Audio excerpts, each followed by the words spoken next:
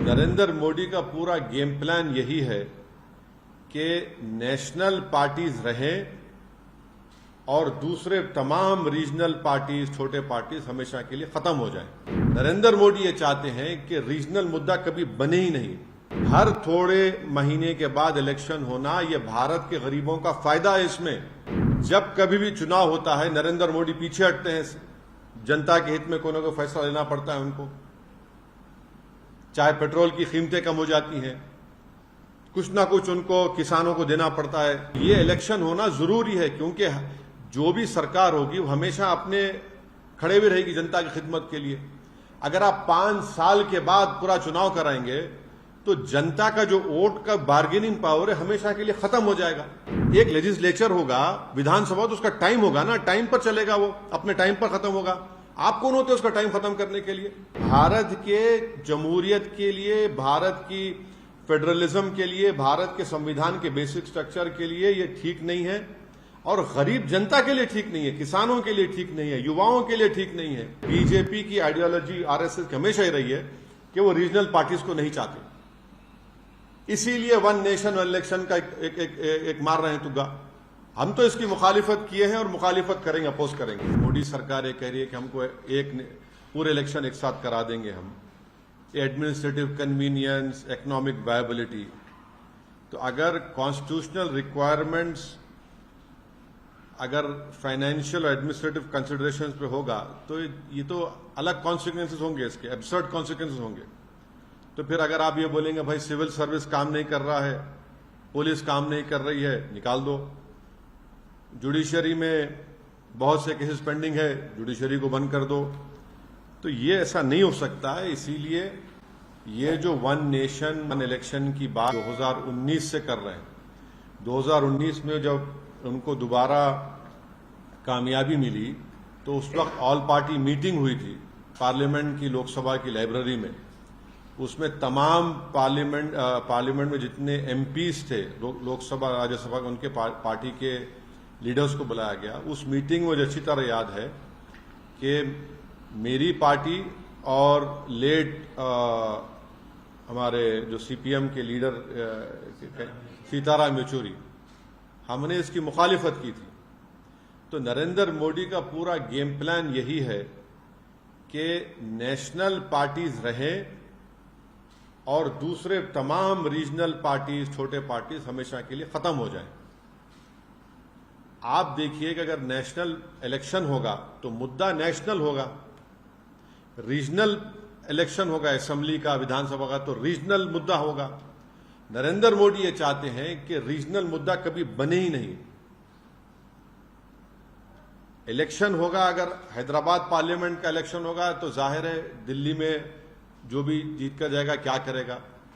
Assembly का तेलंगाना का election होगा तो भाई आप किसान को क्या देने वाले हैं, हाँ, आप कितने सोशल वेलफेयर के स्कूल्स खोलने वाले हैं, आप हैदराबाद के डेवलपमेंट के लिए क्या करेंगे। तो बीजेपी यही चाहती है कि ये वन नेशन वन इलेक्शन करवाकर रीजनल पार्टीज को कमजोर करके रख दिया जाए। और ये बार बार इनका आर्गुमेंट है कि नहीं, हर थोड़े दिन का इलेक्शन हो रहा है। हर थोड़े महीने के बाद इलेक्शन होना, ये भारत के गरीबों का फायदा है। इसमें फायदा क्यों है बता रहा हूं मैं आपको। जब कभी भी चुनाव होता है नरेंद्र मोदी पीछे हटते हैं। जनता के हित में कोई ना कोई फैसला लेना पड़ता है उनको, चाहे पेट्रोल की कीमतें कम हो जाती हैं, कुछ ना कुछ उनको किसानों को देना पड़ता है। तो ये इलेक्शन होना जरूरी है क्योंकि जो भी सरकार होगी वो हमेशा अपने खड़े भी रहेगी जनता की खिदमत के लिए। अगर आप 5 साल के बाद पूरा चुनाव कराएंगे तो जनता का जो वोट का बार्गेनिंग पावर है हमेशा के लिए खत्म हो जाएगा।